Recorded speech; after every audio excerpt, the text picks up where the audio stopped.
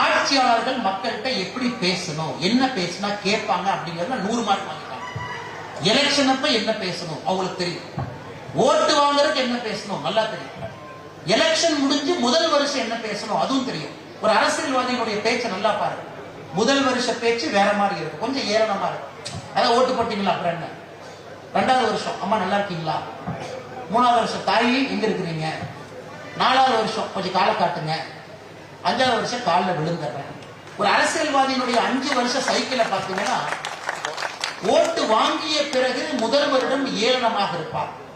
3வது வருஷத்திலிருந்து அப்படியே உங்க பக்கத்துல வந்துருவாங்க. 5வது வருஷம் ஊர் விழா, தெருவிழா, பெருவிழா எல்லாத்தையும் வந்து பங்கேற்பாங்க.